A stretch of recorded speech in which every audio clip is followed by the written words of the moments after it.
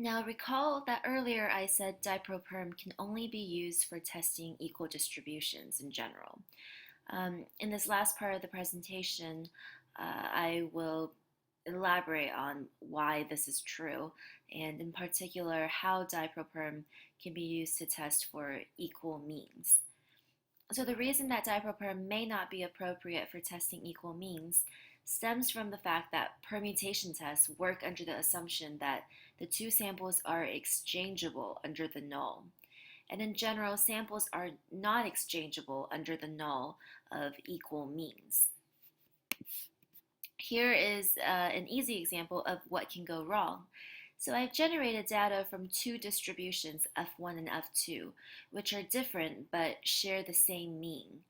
In order for DiProPerm to be a valid test procedure, the permutation distribution of the test statistic should approximate well the sampling distribution of the test statistic, at least asymptotically. We see here for this example that for the not so high dimension of 100, there's already a lot of mismatch between the sampling distribution of the test statistic, which is in blue, and the permutation distribution. And this only gets worse and worse as we increase dimension. The permutation distribution is not at all approximating well the sampling distribution of the statistic. To understand this phenomenon, we can look at a simple toy example where we just have two data points in each sample. The x1 and x2 come from a standard multivariate Gaussian, and the y's come from the same thing but scaled by this factor, sigma squared, where sigma squared is not equal to 1. So the x's and the y's come from distributions that are different but have the same mean. So this is the plane generated by y1, y2, and x bar. And so y bar is here.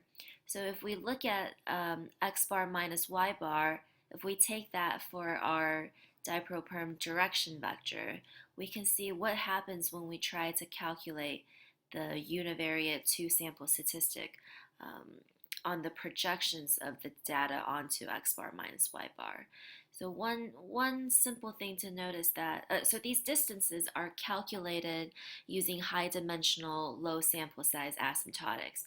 So this is kind of the first order term, and I've truncated off the rest. And so y1 projected onto x bar minus y bar is around here. Y2 projected onto x bar minus y bar lands in about the same place. And so this has the implication that the sample variance of the projected y's will be small because the y's are projecting really close to where y bar is on. The projection of the y's is close to the projection of y bar onto x bar minus y bar. Okay. And if we look at what happens in the permutation world, so again, I've now recalculated these distances based on one particular realization of the permutation of x1, x2, y1, and y2. And we can see that the projection of this permuted y1 and the projection of this permuted y2 is now farther away from the projection of the permuted y bar onto this permuted direction x bar minus y bar. And essentially this has the implication that the sample variance of the permuted y's will be large, or at least larger than in the unpermuted world.